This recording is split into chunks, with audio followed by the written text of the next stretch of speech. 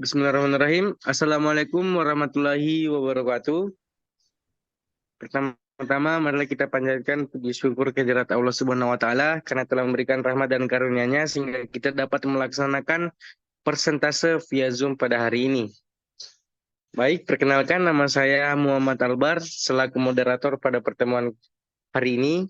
Dan kelima teman saya, yang pertama Muhammad Alam Jaya, Nur Afifa, Umi Nur Fadila, Yuanita Syawalia, dan yang terakhir Zalza Amalia Kasmir.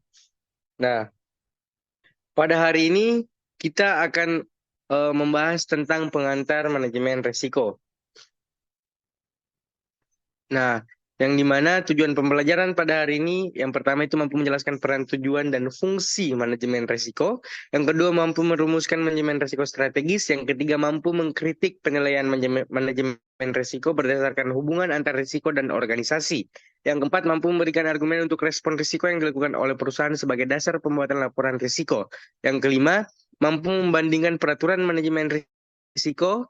Yang keenam, mampu menilai manajemen risiko kredit dan manajemen risiko pasar. Yang ketujuh, mampu menilai manajemen risiko likuiditas dan risiko operasional. Yang terakhir itu mampu menilai manajemen risiko hukum dan strategis, risiko kepatuhan, dan risiko reputasi. Nah, pada hari ini kita akan membahas beberapa substansi. Yang pertama itu ada pendekatan-pendekatan untuk mendefinisikan risiko. Yang kedua, dampak risiko terhadap organisasi. Yang ketiga, jenis-jenis risiko. Yang keempat, ruang lingkup manajemen risiko. Dan yang kelima, prinsip dan tujuan manajemen risiko. Nah, pada pokok pembahasan yang pertama akan dibawakan oleh teman saya persilahkan.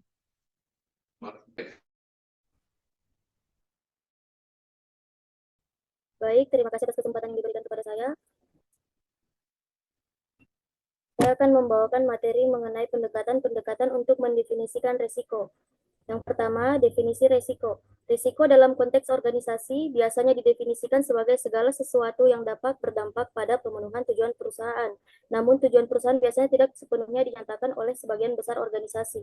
Ketika tujuan telah ditetapkan, mereka cenderung dinyatakan sebagai tujuan internal, tahunan, dan tujuan perubahan. Next. Selanjutnya, mengenai definisi risiko menurut Kamus Bahasa Inggris Oxford. Definisi risiko adalah peluang atau kemungkinan terjadinya bahaya, kerugian, cedera, atau konsekuensi buruk lainnya. Next.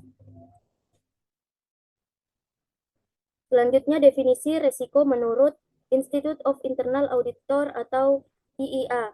Risiko sebagai ketidakpastian terjadinya suatu peristiwa yang dapat berdampak pada pencapaian tujuan. Menurut IIA, risiko diukur dalam hal konsekuensi dan kemungkinan. Selanjutnya, jenis-jenis risiko. Yang pertama yaitu risiko kepatuhan atau risiko wajib. Secara umum, organisasi akan berusaha minimalkan risiko kepatuhan, memitigasi risiko bahaya, mengelola risiko kontrol, dan menerima risiko peluang.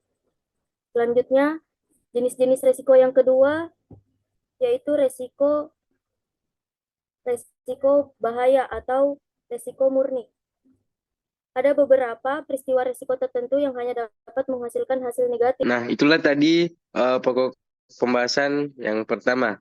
Lanjut ke pokok pembahasan yang kedua yaitu dampak risiko terhadap organisasi. Pada yang membawakan pokok pembahasan tersebut saya persilahkan. Baik, terima kasih atas kesempatannya. Pembahasan yang kedua adalah dampak risiko terhadap organisasi. Pembahasan yang pertama adalah tingkat risiko. Dengan mengambil pendekatan proaktif, organisasi akan dapat mencapai 4 bidang perbaikan seperti yang pertama strategi, kedua taktik, ketiga operasi, keempat kerusakan yang disebabkan oleh peristiwa, yang kelima organisasi berada dalam posisi yang tidak terduga, serta gangguan pada operasi normal. Selanjutnya.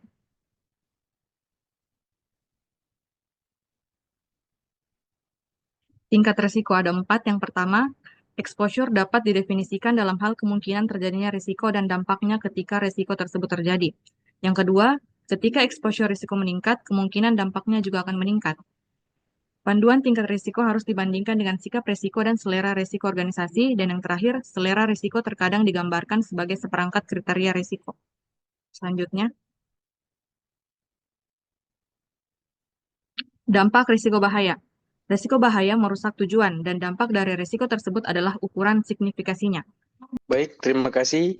Itulah penjelasan dari pokok pembahasan kedua. Kita lanjut ke pembahasan ketiga, itu jenis-jenis resiko. Yang membawakan pokok pembahasan tersebut, saya persilahkan.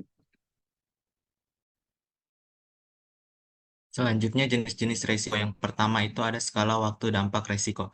Klasifikasi resiko sebagai dampak dibagi menjadi 3. Yang pertama jangka panjang, yang kedua jangka menengah, dan jangka pendek. Selanjutnya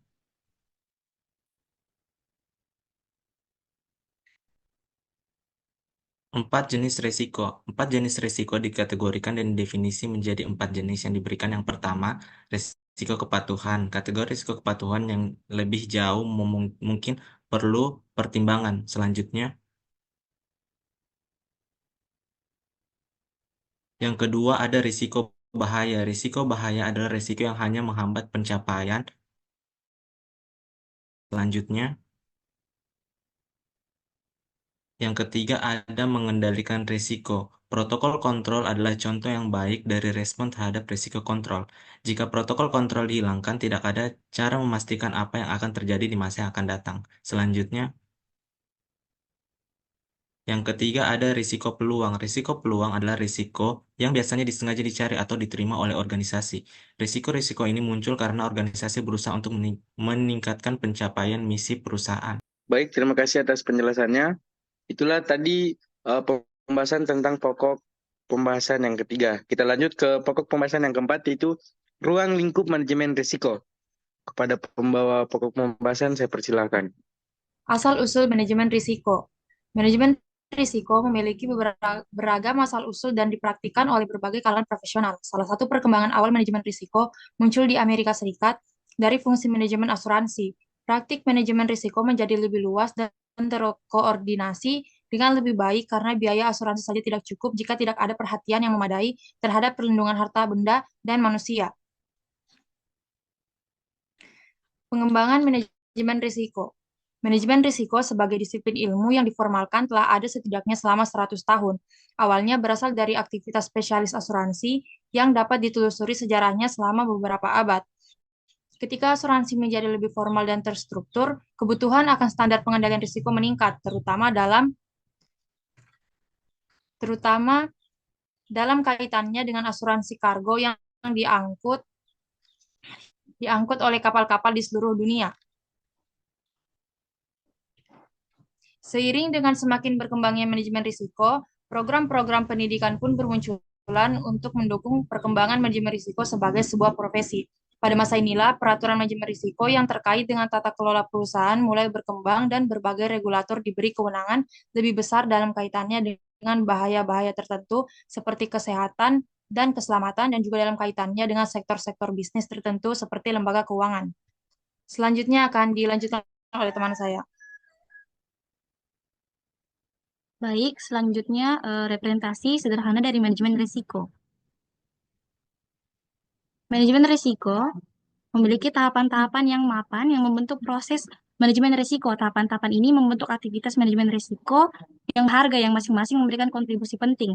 Manajemen risiko dapat meningkatkan pengelolaan proses inti organisasi dengan memastikan bahwa ketergantungan utama dianalisis, dipantau, dan ditinjau. Alat dan teknik manajemen risiko akan membantu pengelolaan risiko bahaya, risiko pengendalian, dan risiko peluang yang berdampak pada ketergantungan utama ini. Selanjutnya, next. Manajemen risiko perusahaan.